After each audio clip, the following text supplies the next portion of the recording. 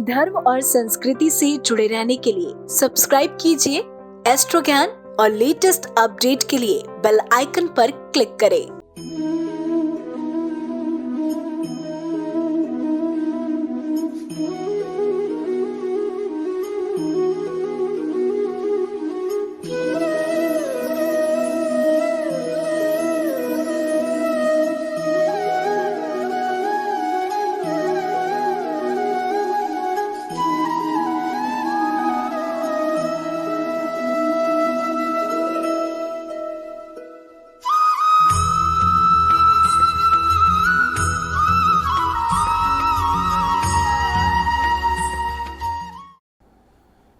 जय महाकाल। भगवान शिव आपको शुद्धता और आरोग्यता प्रदान करें, इसी कामना के साथ मैं आनंदाचार्य आप सभी दर्शकों का स्वागत करता हूं, अभिनंदन करता हूं। मित्रों, आज के इस कार्यक्रम में मैं बात करूंगा मिथुन राशि के जातकों के मई राशिफल के बारे में। मैं आपको बताऊंगा कि मिथुन राशि के लोगों के लिए मई का माह कैसा रहेगा। क्या मई के महीने में मिथुन राशि के जातक के जीवन में सकारात्मक परिवर्तन आएंगे? क्या मई के महीने में मिथुन राशि के लोगों को परिवार और अपने प्यार का साथ मिलेगा? क्या नौकरी में कोई उन्नति होगी? क्या प्रतियोगी परीक्षा में आएंगे अव्वल नंबर? कैसा रहेगा आपका इस महीने स्वास्थ्य? क्या कहता है मई का यह महीना मिथुन राशि के जातकों के लिए? आइए विस्तार से जानते हैं। दर्शकों, मिथुन राशि के जातकों के लिए यह महीना मिला जुला परिणाम लेकर आया है। पारिवारिक जीवन में आपको सतर्कता के साथ चलने की जरूरत है। माता पिता के साथ वार्तालाप करते हुए शब्दों का चयन सोच समझकर करना होगा। आर्थिक रूप से इस माह के शुरुआत में आप सशक्त होंगे, मगर माह के मध्य में खर्चों को लेकर सावधान होना आवश्यक है। आपका प्रेम व वैवाहिक जीवन सामान्य होगा, लेकिन इसके लिए आपको इस माह अपने क्रोध पर संयम रखने की जरूरत है। दर्शकों, अगर बात की जाए आपके कार्य क्षेत्र की, तो इस महीने करियर में आपको मिले जुले परिणाम मिलने वाले हैं। कुछ जातकों को न चाहते हुए भी ट्रांसफर का सामना करना पड़ सकता है। हालांकि मैं आपको बता दूं कि आपको ना पसंद होते हुए भी यह ट्रांसफर आपके लिए बहुत फायदेमंद रहेगा। मगर आप अच्छी नौकरी के तलाश में हैं तो आपको अत्यधिक परिश्रम करना पड़ेगा। मित्रों, इस माह बहुत जरूरी है कि कार्य क्षेत्र में आप अपने व्यवहार का ध्यान रखें और किसी से बात करते समय कोई भी कटु शब्द का प्रयोग नहीं करें। जो लोग सरकारी नौकरी में हैं उनके लिए यह माह थोड़ा तनाव भरा रहेगा। काम के तनाव की वजह से ऐसे जातक अपने परिवार को भी कम समय दे पाएंगे। दर्शकों, मिथुन राशि के जो जातक व्यापार कर रहे हैं उनको मैं बताना चाहता हूं कि यह माह आपके लिए बहुत उत्तम रहेगा। आपको नए नए विचार भी आएंगे, जिसके आधार पर आप अपना कुछ नया काम शुरू करने का भी सोच सकते हैं। इस माह आपके लिए नए संपर्क बनेंगे, जिससे आपको कारोबार में फायदा मिलेगा। काम के संबंध में आपको यात्राएं भी करनी पड़ सकती है, मगर इन यात्राओं से आपके व्यापार को नई गति मिलेगी और आप आर्थिक लाभ भी कमा सकेंगे।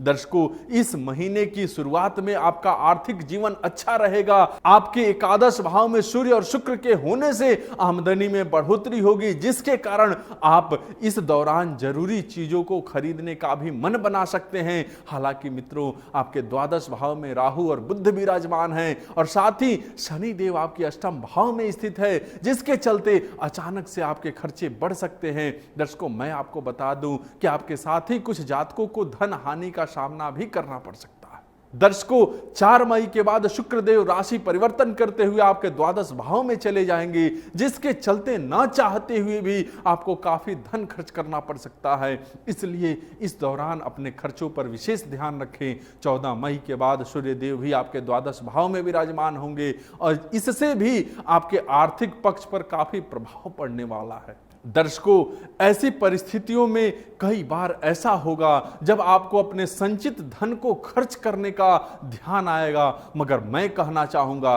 कि ऐसा करने से आप बचे और महीने के शुरुआत में ही अच्छा बजट प्लान तैयार कर लें, जिससे कि अनचाहे खर्चों से आप बच सकते हैं।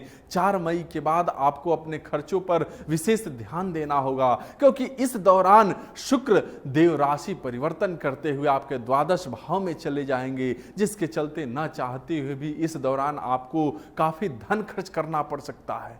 14 मई के बाद सूर्य देव आपके द्वादश भाव में विराजमान होंगे और इससे भी आपके आर्थिक पक्ष पर काफी प्रभाव पड़ेगा। इस महीने आपको अपने संचित धन को खर्च करने से बचना चाहिए, क्योंकि कई बार स्थिति ऐसी बन सकती है कि आप संचित धन को खर्च करने के बारे में विचार करने लगेंगे।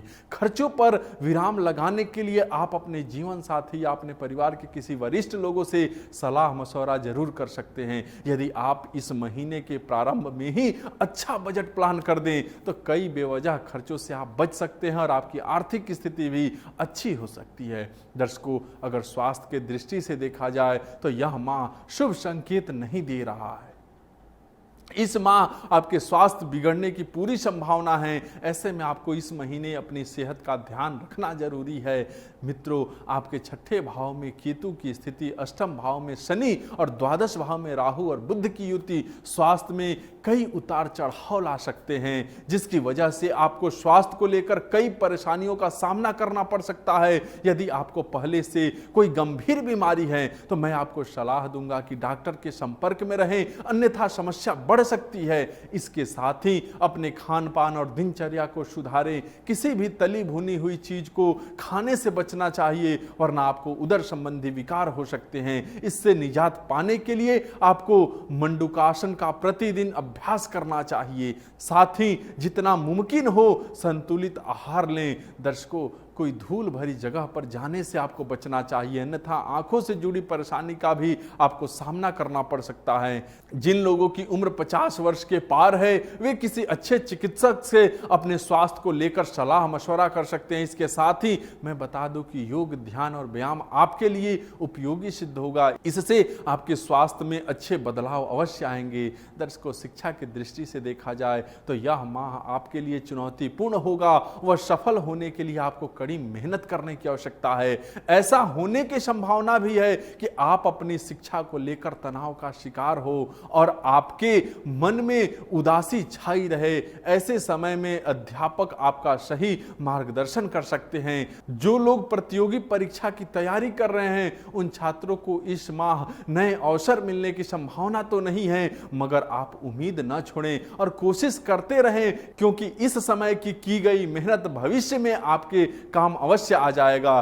दर्शकों, मिथुन राशि की जो जातक प्रेम संबंध में हैं, उनके पंचम भाव पर सूर्य और शुक्र की दृष्टि से उन्हें इस माह मिले जुले परिणाम मिलेंगे। इस महीने आपको कुछ अच्छे तो कुछ बुरे अनुभव भी हो सकते हैं। आपका अपने पार्टनर के साथ अहम का टकराव हो सकता है। छोटी छोटी बातों को लेकर आप उनसे नाराज हो सकते हैं। शुक्रदेव जब 4 मई को आपके द्वादश भाव में प्रवेश करेंगे तो आपके पार्टनर के साथ आपका रिश्ता और मधुर होगा। मगर मित्रों, परिस्थितियां कुछ ऐसी बनेंगी कि आपको किसी कार्य हेतु उनसे दूर जाना पड़ेगा और यही दूरी आपको उनका महत्व समझाने में उपयोगी साबित होगा। 14 मई को सूर्यदेव जब आपके द्वादश भाव में प्रवेश करेंगे तो आपका अपने लवमेट के साथ तकरार होने की संभावना है। ऐसी स्थिति में बेवजह की प्रतिक्रिया देने से बचना है और शांत रहना है। जो लोग अविवाहित हैं वह जीवन साथी की तलाश में हैं, उन्हें इस महीने प्रस्ताव आ सकते हैं। मित्रों, यदि आप सिंगल है तो आपकी किसी से सकारात्मक बातचीत शुरू होने की संभावना है, मगर किसी कारणवश बातचीत बंद हो सकती है। इसलिए ऐसे में आप पहले से सतर्क रहेंगे तो अच्छा रहेगा। दर्शकों, अगर बात की जाए विवाहित लोगों की तो यह माह उनके लिए उत्तम सिद्ध होगा। खासकर गृहिणियों के लिए उन्हें इस माह अपने पति से कोई उपहार या नई चीज मिल सकती है, जिससे दोनों के बीच प्रेम और बढ़ेगा। यदि किसी कारणवश आपको अपने पति या पत्नी से दूर रहना पड़ रहा है तो इस माह आपकी यह समस्या भी सुलझ जाएगी। मित्रों, अगर मैं आपको बता दूं कि आपके सप्तम भाव पर मंगल ग्रह की दृष्टि है, आप में गुस्से बढ़ सकते हैं। आपके क्रोध के वजह से आपके जीवन साथी को परेशानी हो सकती है, जिसके कारण अलगाव की स्थिति बन सकती है। इसलिए ऐसी परिस्थितियों में बहुत जरूरी है कि आप अपने गुस्से पर काबू रखें। इस माह नवम भाव में विराजमान बृहस्पति आपके लग्न को देख रहे हैं, जिसके कारण आप विपरीत परिस्थितियों को संभालने में भी सक्षम होंगे और समय आने पर अपनी गलतियों को समझकर उचित व्यवहार करेंगे। दर्शकों, अगर मैं बात करूं आपके पारिवारिक जीवन की तो इस माह आपको बहुत संभल कर चलना होगा। माता पिता के साथ बातचीत के दौरान कुछ भी ऐसा नहीं कहना है जिससे कि स्थिति बिगड़ने के आसार हो। आपके द्वितीय भाव पर शनि की दृष्टि और चतुर्थ भाव पर मंगल की दृष्टि परिवार में कलह का कारण बन सकती है। ऐसे में घर के हालात को सामान्य बनाने के लिए आपको घर के सदस्यों से शांति और शालीनता से बात करने की जरूरत है, जिसका कि आपका उनके साथ सामंजस्य खराब ना हो। हालांकि आपको अपने भाई बहनों की ओर से पूर्ण सहयोग मिलेगा। आप उनके साथ मिलकर परिवार की स्थिति को सुधारने की कोशिश कर सकते हैं।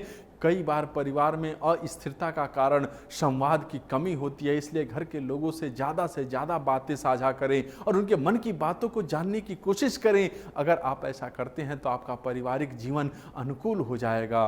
दर्शकों, इस माह उचित फल पाने के लिए और आने वाली सारी बाधाओं को दूर करने के लिए आप काले कुत्ते को दूध रोटी दें और भैरव बाबा की उपासना करें। इसके साथ ही आप गाय को हरी घास खिला सकते हैं और आप साबुत मूंग दाल किसी को दान कर सकते हैं। इससे भी आपको लाभ मिलेगा। दर्शकों, मिथुन राशि का स्वामी ग्रह बुध है, इसलिए आप इसको मजबूत करने के लिए बुध ग्रह के बीज मंत्र ओम ब्राह्म ब्रीम ब्रह्म सह बुद्धाय नमः मंत्र का जाप करें। इसके अलावा आप पन्ना भी धारण कर सकते हैं। दर्शकों, मैं आपको बता दूं कि आपका शुभ अंक 5 व 6 है, वहीं आपके लिए शुभ रंग पीला, हरा व नारंगी है। दर्शकों, आज के लिए बस इतना ही। आज का यह विषय कार्यक्रम कैसा लगा हमें जरूर बताइए और साथ ही जो लोग हमसे बात करना चाहते हैं सामने नंबर दिया है, बात कर सकते हैं। आप सबका बहुत बहुत धन्यवाद। जय महाकाल।